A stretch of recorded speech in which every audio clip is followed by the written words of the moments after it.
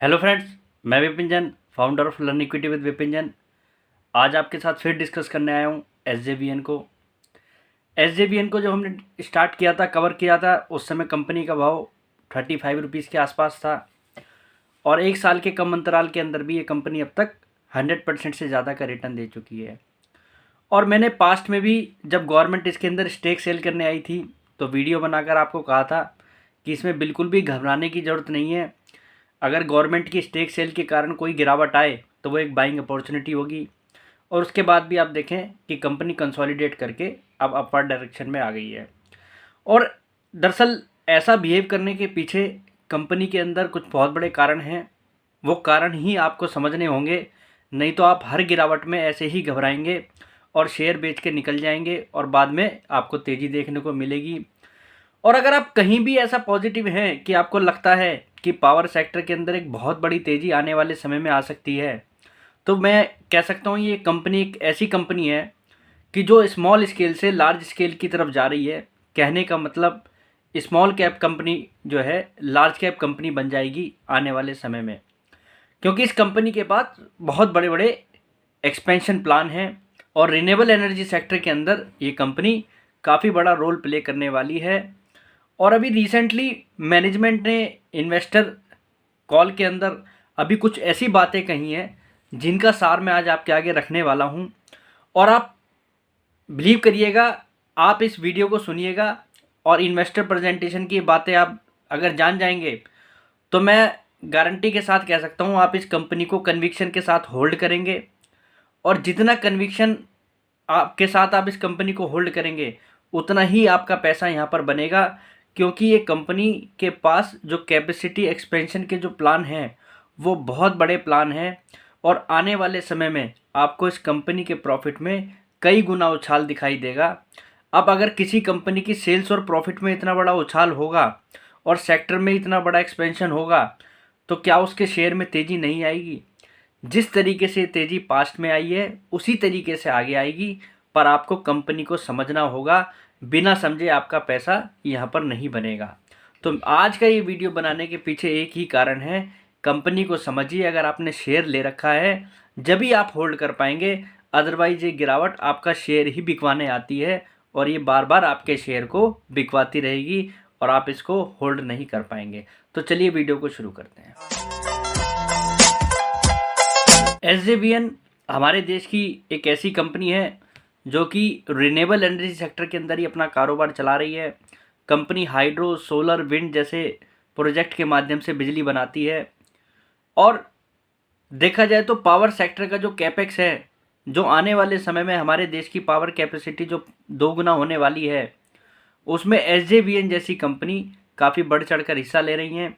और इन कंपनियों के पास यहाँ पर काफ़ी बड़े कैपेक्स प्लान हैं। दरअसल देखा जाए तो एट प्रेजेंट इस कंपनी की करंट कैपेसिटी 2.0 गीगावाट के आसपास की है। इस फाइनेंशियल ईयर के अंदर लगभग 2.0 गीगावाट के आसपास की है, जो कि आने वाले 3 सालों के अंदर 12 गीगावाट की होने वाली है। और अगर हम 5 ईयर्स के हिसाब से बात करें तो 25 गीगावाट के प्लान पर ये कंपनी काम कर रही है। और अगर हम 3 साल के हिसाब से भी देखें तो आप सोचिए कि 2 गीगावाट वाली कंपनी लगभग 12 गीगावाट की प्रोडक्शन करने वाली कंपनी होगी, कैपेसिटी वाली कंपनी होगी।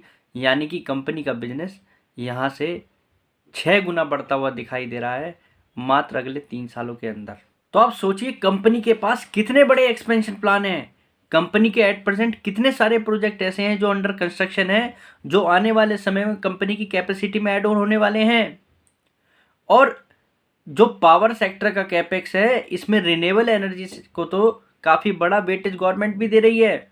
अगर हमारी 5 सालों में कैपेसिटी लगभग 850 गीगावाट के आसपास पहुंचने वाली है तो उसमें लगभग 500 गीगावाट जो है रिन्यूएबल एनर्जी सेक्टर से होगा। तो इस कंपनी के लिए तो चांदी ही चांदी है कि कैपेसिटी एक्सपेंशन भी होगा और रिन्यूएबल का जो फोकस है वो भी इस कंपनी को मिलने वाला है। तो यहाँ पर तो अगर लॉन्ग टर्म के हिसाब से देखें तो कोई शक है ही नहीं कंपनी को लेकर। पर फिर भी हमें डाउट रहता है जब गिरावट आती है कि कहीं कंपनी का टॉप नहीं बन गया है, कहीं कंपनी के अंदर कोई दिक्कत तो नहीं है। आज उन बातों को लेकर भी अब डिस्कशन करते हैं। ये जो कैपेसिटी एक्सपेंशन के बारे में मैं आपको बता रहा हूँ, ये सब मैनेजमेंट के द्वारा कही हुई बातें हैं जो कि मैनेजमेंट लिख के भी दे रहा है। इट मीन्स ये है कि प्लान जो है ऑन ग्राउंड है और ये यहाँ पर कंपनी इस पर काम भी कर रही है। फिर रिसेंटली कंपनी को लेकर मैनेजमेंट ने एक बात और बताई है, वो भी आपको जाननी चाहिए। REIA, renewable energy implementation agency, अब इस कंपनी को REIA का दर्जा मिल चुका है, जो कि पूरे भारत के अंदर मात्र 4 ऐसी कंपनियां हैं जिनके पास REIA का दर्जा है, जिसमें SEKI, NTPC, NSPC और SJVN शामिल हैं। और ये REIA का दर्जा मिलने का मतलब जानते हैं आप? अब कंपनी रिन्यूएबल एनर्जी सेक्टर के अंदर main focus, main stream line वाली कंपनी है और इस कंपनी को ये दर्जा मिलने के बाद अब इस कंपनी के लिए कमाई के नए रास्ते खुल रहे हैं। मैनेजमेंट की माने तो ये कंपनी को FY27 तक लगभग 4,000 करोड़ रुपए की एडिशनल कमाई होगी REIA का दर्जा मिलने के बाद। दरअसल इसके तहत ये कंपनी स्टेट डिस्कॉम्स को रिन्यूएबल एनर्जी से बनने वाली बिजली उपलब्ध कराएगी, जिसमें इस कंपनी को 0.07 पैसे का पर यूनिट पर कमीशन मिलेगा। और इस मॉडल के तहत इस कंपनी को काफ़ी बड़ा यहाँ पर बिजनेस मिलेगा और कंपनी को REIA का दर्जा मिलने के बाद ही ये बिजनेस इस कंपनी को मिल रहा है। तो इट मीन्स ये है कि ये कंपनी गवर्नमेंट के भी फोकस में है। कंपनी ने इसको भी लेकर एक प्लान बताया है। FY24 के अंदर ही कंपनी यहाँ पर काफ़ी ऑर्डर फ्लोट करने वाली है, जिसके तहत कंपनी की ये वाली कैपेसिटी एडिशन होगा और इस कंपनी को FY26 से इनकम आनी स्टार्ट हो जाएगी। तो 4,000 करोड़ रुपए की तो ये एडिशनल इनकम इस कंपनी के आने वाले समय में आपको जुड़ती हुई दिखाई देगी। और देखा जाए तो इस कंपनी का FY23 के अंदर जो प्रॉफिट है वो लगभग 1357 करोड़ रुपए का प्रॉफिट है। तो 1357 करोड़ का प्रॉफिट करने वाली को कंपनी को एडिशनल इनकम 4,000 करोड़ की होगी। फिर यहाँ पर कंपनी का कैपेसिटी एडिशन, और वो भी हवा में नहीं है।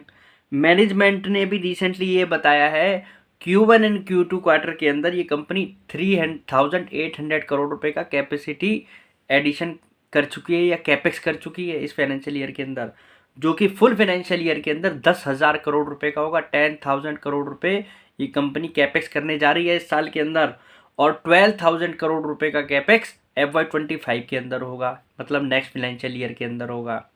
तो कंपनी के ऑनगोइंग प्रोजेक्ट्स काफ़ी हैं और कंपनी की कैपेसिटी एडिशन आपको आगे होती हुई दिखाई देगी। और मैनेजमेंट बड़ा कॉन्फिडेंट दिखाई देता है कि जो मैनेजमेंट दावे कर रहा है कैपेसिटी एडिशन के, मैनेजमेंट उस टारगेट को ईजिली अचीव करेगा। मतलब 2092 मेगावाट वाली कंपनी 12,000 मेगावाट की कैपेसिटी की होगी अगले 3 सालों के अंदर। 2,000 मेगावाट की कैपेसिटी पे लगभग कंपनी जो है FY23 के अंदर लगभग 3,282 करोड़ रुपए का रेवेन्यू क्लॉक करती है, 3,282 करोड़ रुपए का।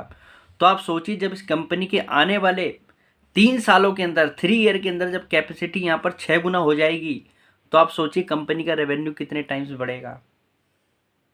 और ऊपर से जो कंपनी को अभी ये REIA का दर्जा मिला है, इसके बाद जो इस कंपनी के यहाँ पर सेल्स में और प्रॉफिट में जो ऐड होगा वो तो एक एक्स्ट्रा सरप्लस कॉम्प्लीमेंट्री कह सकते हैं आप, गिफ्ट होगा शेयर होल्डर्स के लिए। तो मेरे को ये नहीं समझ में आता कि आप इस कंपनी को लेकर घबराते क्यों हैं किसी गिरावट में, जब इस कंपनी के पास इतने बड़े कैपेसिटी एक्सपेंशन प्लान हैं और रिन्यूएबल एनर्जी सेक्टर के अंदर ये कोर कंपनी काम करती है, कोर बिजनेस है इनका रिन्यूएबल एनर्जी। तो आप लोग बस छोटी मोटी गिरावट में क्यों घबरा रहे हैं? ये इतनी चीज़ें मैं विस्तार में आपको इसलिए ही बता रहा हूँ ताकि आप कंपनी के को फंडामेंटली भी समझ पाएँ कि कंपनी के अंदर है क्या। कई बार ऐसा होता है कि कंपनी के फाइनेंशियल्स में हम जाते हैं, किसी क्वार्टर में कंपनी की परफॉर्मेंस नहीं अच्छी आती है, और जैसा कि ये रिन्यूएबल एनर्जी सेक्टर के अंदर कारोबार करने वाली कंपनी है, इनके हाइड्रो प्रोजेक्ट्स इनके पास ज़्यादा हैं, तो उस पर कई बार वेदर इफेक्ट भी हो जाता है, कंपनी का बिजनेस थोड़ा बहुत डिस्टर्ब भी हो जाता है। तो ऐसा नहीं है हमें उसके अंदर घबराना चाहिए, हमें कंपनी को लॉन्ग टर्म व्यू के हिसाब से देखना चाहिए। अगर आप कंपनी के फिनेंशियल्स पर भी नज़र डालें, कंपनी की सेल्स फिगर को भी देखें, तो पिछले फाइनेंशियल ईयर के सेम क्वार्टर के अंदर इस कंपनी का 916 करोड़ रुपए का रेवेन्यू था, जो कि इस साल के सेकंड क्वार्टर के अंदर 951 करोड़ रुपए रिकॉर्ड हुआ है टोटल इनकम अगर हम देखें। और रेवेन्यू फ्रॉम ऑपरेशंस जो है वो आपको स्लाइटली डिक्लाइन दिखाई देगी, जैसा मैंने आपको बताया कि कहीं ना कहीं वेदर इम्पैक्ट था जिसके कारण इस कंपनी को यहाँ पर रेवेन्यू फ्रॉम ऑपरेशन में थोड़ी गिरावट देखने को मिली। पीबीटी की भी बात करें, ओवरऑल कंपनी का 529 करोड़ रुपए का जो पीबीटी था वो 554 करोड़ रुपए में बदल चुका है, तो पीबीटी में भी यहाँ पर बढ़त दिखाई दे रही है। प्रॉफिट आफ्टर टैक्स 445 करोड़ रुपए वाला प्रॉफिट जो कि पिछले फाइनेंशियल ईयर के अंदर था सेकंड क्वार्टर के अंदर, वो 439 करोड़ रुपए रिकॉर्ड हुआ है। तो स्लाइटली यहाँ पर हमें कंपनी के प्रॉफिट आफ्टर टैक्स में गिरावट देखी गई है। तो देखा जाए ओवरऑल कंपनी स्टेबल परफॉर्मेंस दिखाई है कंपनी ने इस क्वार्टर के अंदर, पर अगले 2 क्वार्टर होंगे वो कंपनी के लिए काफ़ी अच्छे साबित होने वाले हैं क्योंकि कंपनी ऑन राइट पाथ है।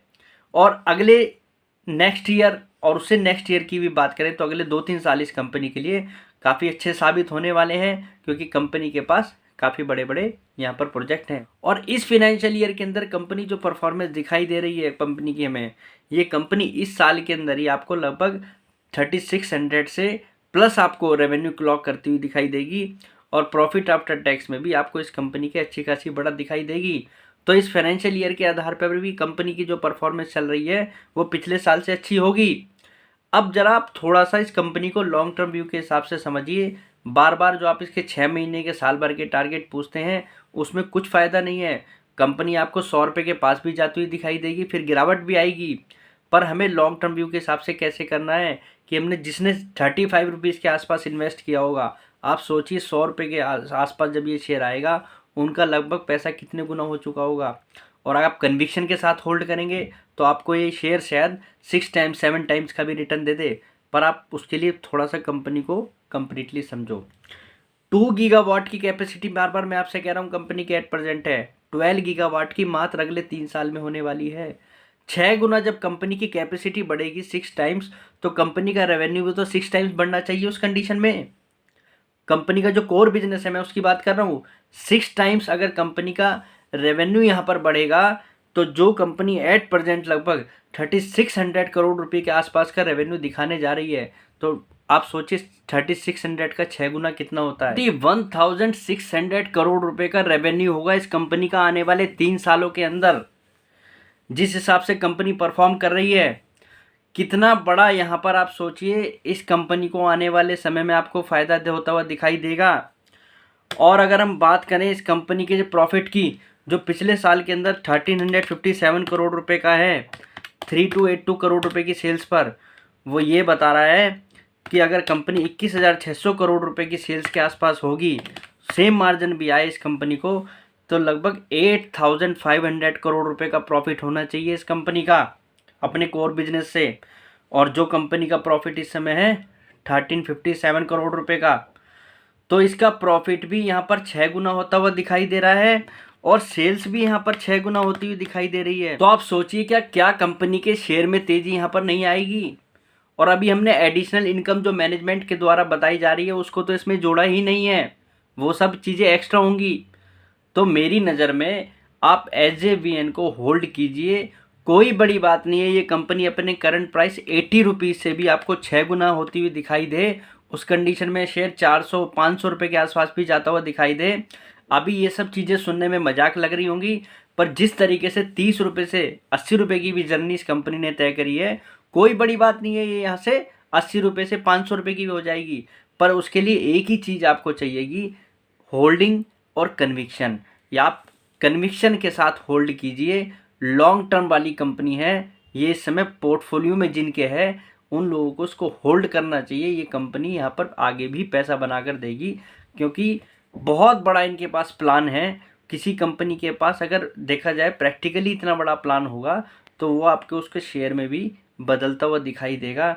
और शेयर की जिस दिन री रेटिंग होगी वो आपको बताकर नहीं होगी, मार्केट उसको ऐसे ही री रेट करता रहेगा, पर आपको लेने का मौका नहीं देगा, पर गिरावट में आपके शेयर को बिकवा जरूर देगा। तो जिन जिन लोगों के पास, खासकर जो हमारे सब्सक्राइबर हैं, आज इस बात को आप ज़रा ध्यान से सुनिएगा, SJVN का टारगेट पूछना बंद कर दीजिए। मैं आपके सवाल का कभी भी जवाब नहीं दूंगा SJVN को लेकर। आप इसको होल्ड कीजिए, बस होल्ड कीजिए। इस कंपनी के लिए फ्यूचर काफ़ी पॉजिटिव है। SJVN अगर आपने ले रखा है, कंफर्ट होके रहिए, बार बार इसको छेड़िए मत, शेयर को बार बार इसकी तरफ देखिए मत। ढूंढना है तो कोई अगला नेक्स्ट मल्टीबैगर ढूंढिए, इस कंपनी को आप मत टच करिए। ये पोर्टफोलियो स्टॉक है और पोर्टफोलियो की तरह ही इसे रहने दीजिए, जब ही आप इसमें पैसा बना पाएंगे। अगर छोटे मोटे प्रॉफिट के लिए बैठे हैं तो फिर वो बात दूसरी है। बाकी कन्विक्शन ज़रूर लेके आइए इस कंपनी के लिए। ये कंपनी जो है इस समय काफ़ी पॉजिटिव दिखाई दे रही है और बहुत बड़े प्लान हैं इनमें। तो चलिए आज के लिए इतना ही, कल फिर मुलाकात करेंगे एक नई वीडियो के साथ। फिलहाल के लिए नमस्कार।